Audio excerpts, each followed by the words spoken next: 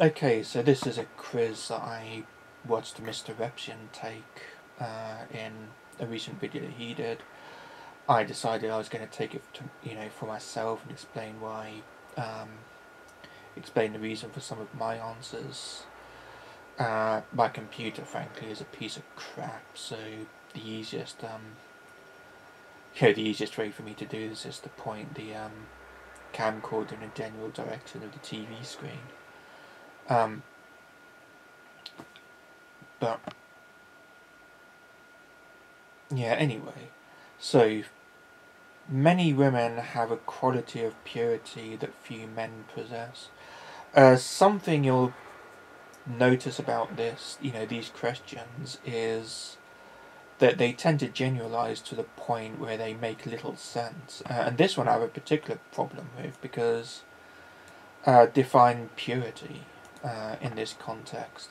I actually had to go to dictionary.com, and the best definitions I could find for this context was the freedom of guilt or evil, innocence, physical chastity, virginity, and I would argue that there's probably more male virgins than female virgins, just because of the way nature tends to work, and humans in particular. Freedom from foreign or inappropriate elements, careful correctness, for instance, purity of expression. Based on that, I would have to strongly disagree. In fact, no, I wouldn't. Because, yeah, many women would have a quality of purity, but then many men would have a quality of purity that few women possess as well. So I'm going to go disagree somewhat on that. I mean, that just makes no sense to me. Women should be cherished and protected by men.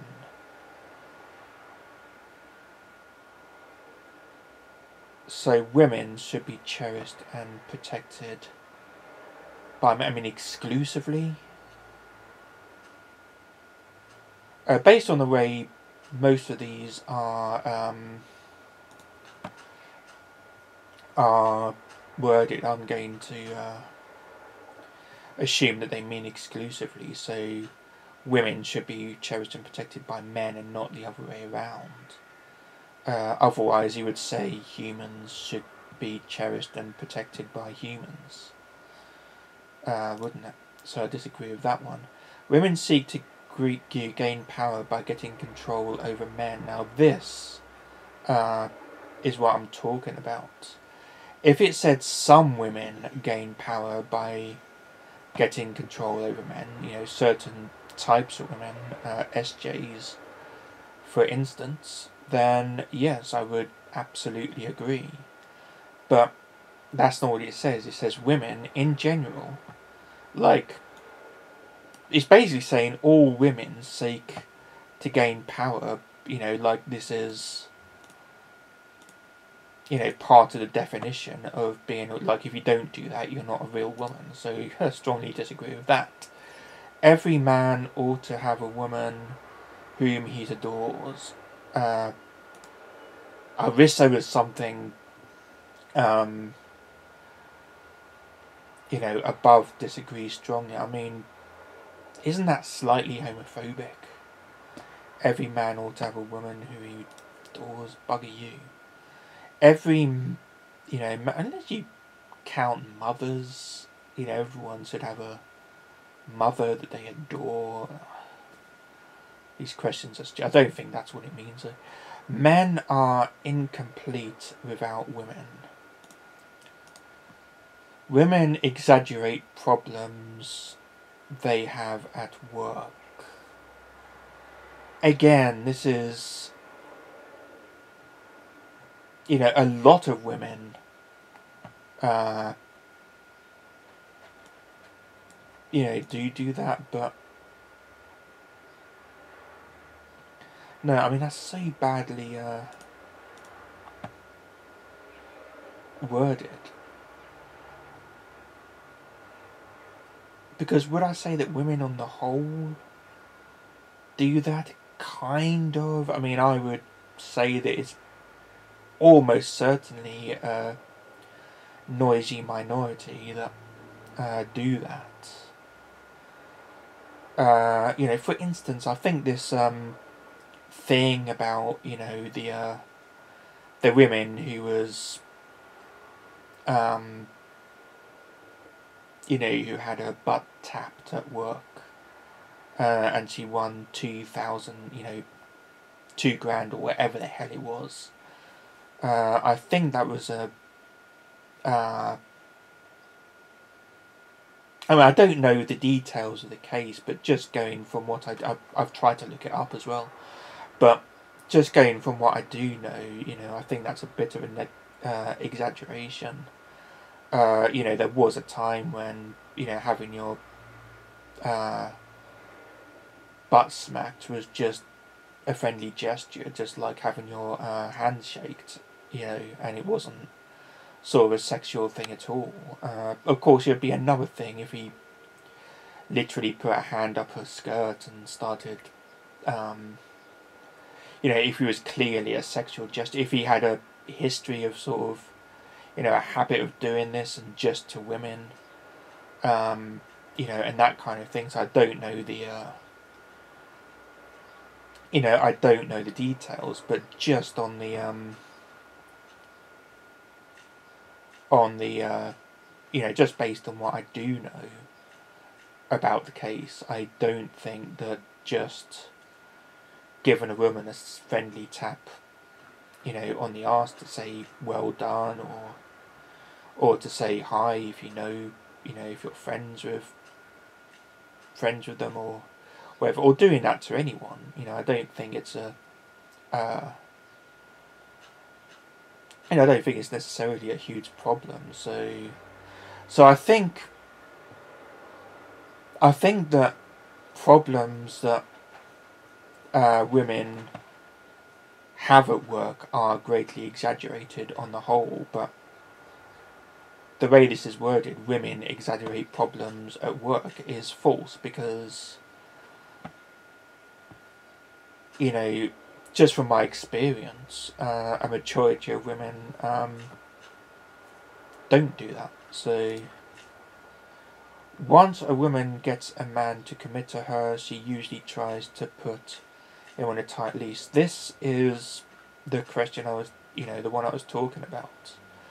I would say that this was more common the other way around. I'm surprised they didn't ask me my sex before. I mean, I guess they're going to ask me that later on. But I'm surprised they didn't ask me my sex in the first place and then have two separate sets of questions. Because I'm sure this would be more sort of common the other way around, and that's just because of the way humans have evolved, and the way nature works, and evolution and science and yada yada. Be more sort of understandable, I think, for a male human animal, once he finds a mate, to be,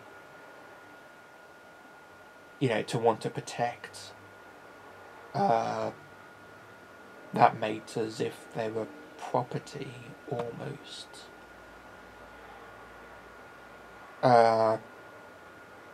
Having said that, in modern society, I don't think that I think that's kind of the exception rather than the rule, either way. So I'm going to disagree strongly, because when women lose to men in fair competition, they typically complain about being discriminated against. Disagree strongly, just from personal experience. That's not what tends to happen. From what I've seen in my experience of the real world. Many women get a kick out of teasing men by seeming sexually available and then refusing male advances. Now then, many women get a kick out of teasing men by seeming sexually available and then refusing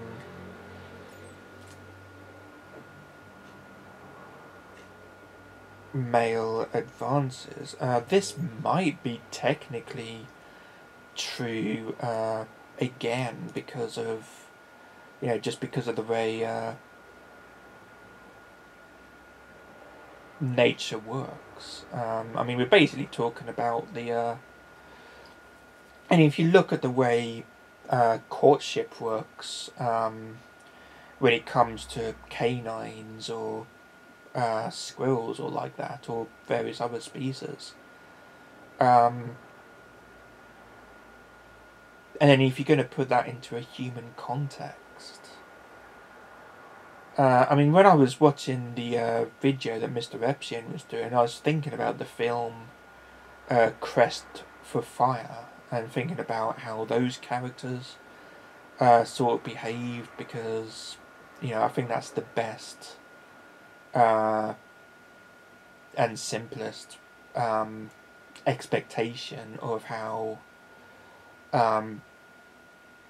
humans behaved before they became human, if that makes any sense. And we still have some of that. I mean, that's why we have sexual desires, and why humans aren't perfect and all that's kind of, why we say we're only human. So yeah, I mean, the way this is worded as well, many women will get a kick out of teasing men. I mean, that's something that happens. And there are many women on the planet, there's many humans on the planet, and half of them, roughly half of them are women, so I'm going to have to agree somewhat.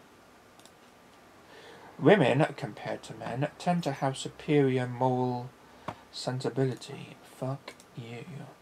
Men should be willing to sacrifice their own well-being in order to provide financially for the women they live with.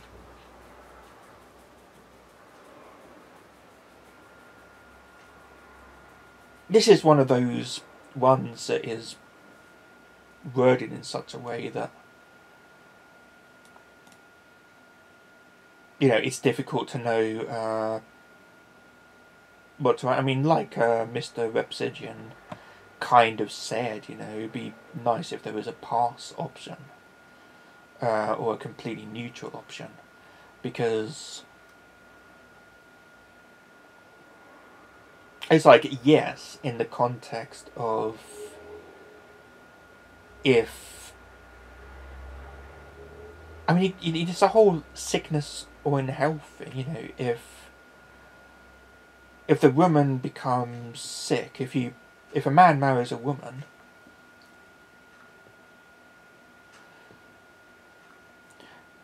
for the women in their lives, yeah, but you know what I mean? If a man marries a woman and the woman becomes sick, then, of course, that man should be willing to sacrifice their own well-being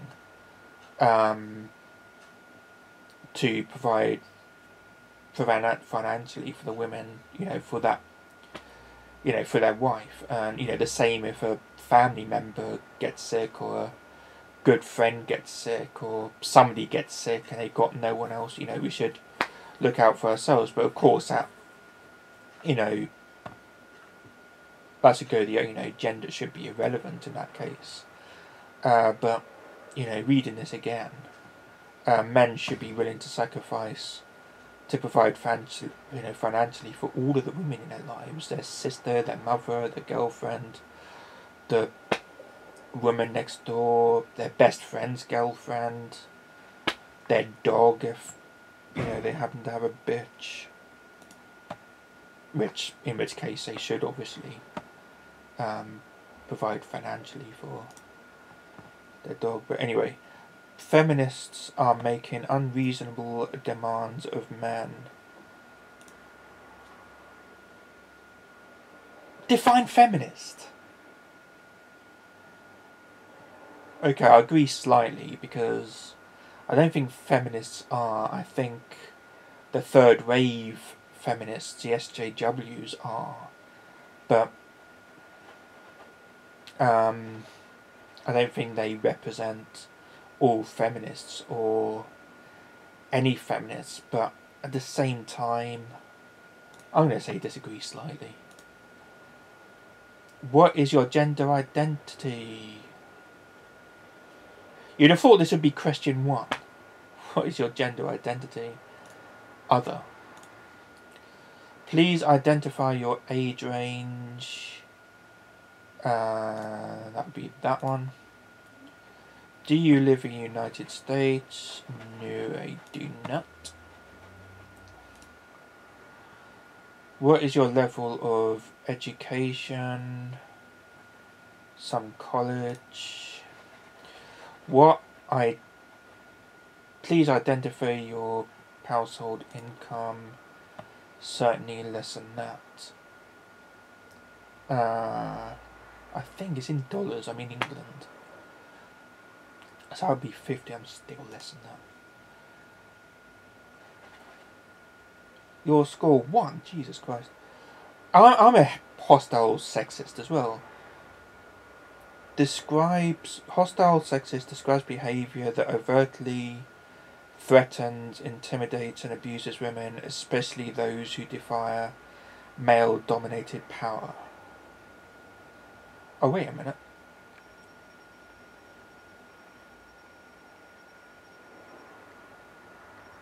So what?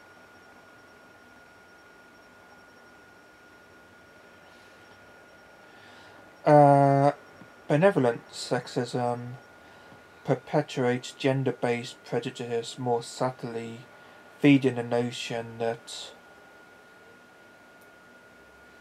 wonderful but weak women need men to help protect them ultimately. I'm confused. Like,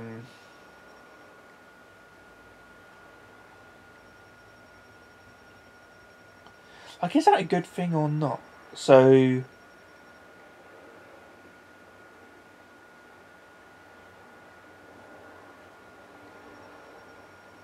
Jesus Christ, there's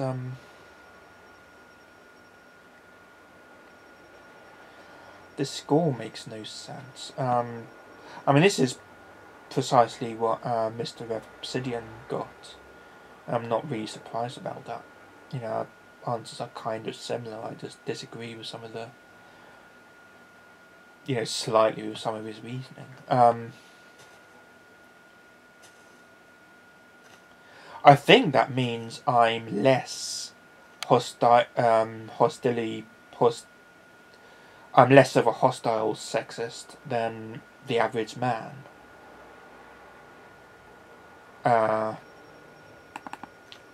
I'm far less of a benevolent sexist than the average man, or the average women for that matter.